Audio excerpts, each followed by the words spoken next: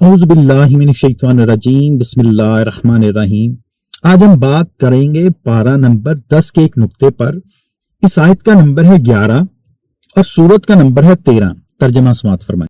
इसलिए कि जो नेमत अल्लाह किसी कौम को दिया करता है, जब तक वो खुद अपने दिलों की हालत न बदल डाले, अल्लाह उसे नहीं बदला करता, और इसलिए कि अल्लाह सुनता जानता है। सरवरे कायनात सल्लल्लाहु अलैहि वसल्लम ने फरमाया, जो कौम अपने अंदर बुराई को देखकर उसे ना रोके तो करीब है कि अल्लाह सबको अपनी तरफ से अजाब में पकड़ ले। अबू दाऊद तिरमिज़ी। इस आयत का मतलब है कि इस्लाह और तरक्की की इब्तिदा कौम के अपने अमाल से होती है। अल्लाह की मदद और फजल उन्हीं लोगों पर है और हमेशा उन्हीं लोगों के साथ होता है जो अपने इरादे और रवैयों को बेहतरीन बनाते हैं, उन पे काम करते हैं, मीन्स अपनी सेल्फ पे काम करते हैं। और अपनी सेल्फ पे काम करना बहुत बड़ा काम है, क्योंकि चेंज हमेशा अंदर से है, बाहर से नहीं है। और हदीस इसको और भी ज्यादा क्लियर कर देती है कि अगर बुराई को देखकर समझकर भी ना रोका जाए तो अल्लाह तुम सबको अजाब में पकड़ लेगा।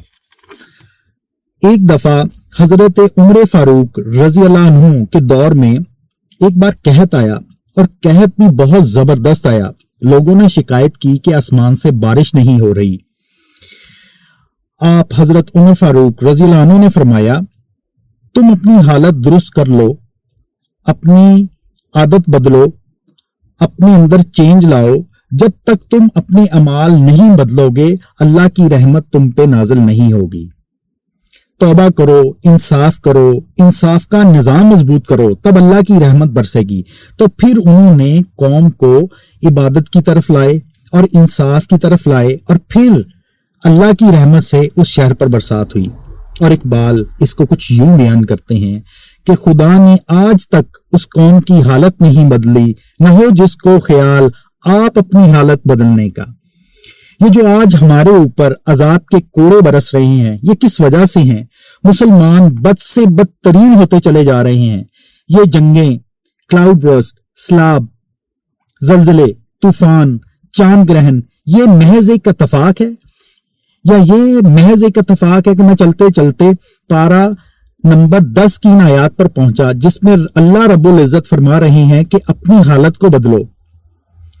पारा नंबर 10 पढ़कर तो देखें कि अल्लाह इसमें क्या फरमा रहे हैं कि हमने फिरौनों को डुबो दिया उनकी नाफरमानियों के सबब। आज हमारी कौम भी नाफरमानियों के तहत ही पानी में डूब रही है, और फिर फरमा रहे हैं कि जंग के लिए तैयार हो जाओ। कौन जंग के लिए तैयार है? 50 से ऊपर इस्लामिक कंट्रीज हैं और उनमें से नोबडी रेडी। अब मैं इस नुक्ते को वाइंड अप करूंगा कि कुरान, हदीस, इकबाल सब एक ही मैसेज दे रहे हैं कि चेंज अंदर से है। जब तक इंसान के अंदर चेंज नहीं आता, और चेंज अंदर से नहीं आता, बाहर से उस पे कोई चीज नहीं असर करेगी। वो अपने इखलाक, अपने रवैये बेहतरीन बनाए तो अल्लाह की मदद उसके साथ है, क्योंकि इखलाक और रवैयों का असर रूह पर होता है।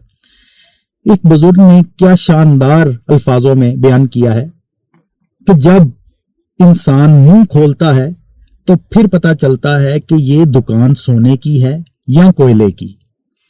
और मियां मोहम्मद बख्श साहब इसे यूं बयान करते हैं कि जो कुछ हट्टी विच होवे ओही दवे विचारा, ते कित्थों ले आवे लाल मोहम्मद कोले वेचन आला। तो मिलते हैं अगले नुक्ते के साथ। फी अमानुल्लाह।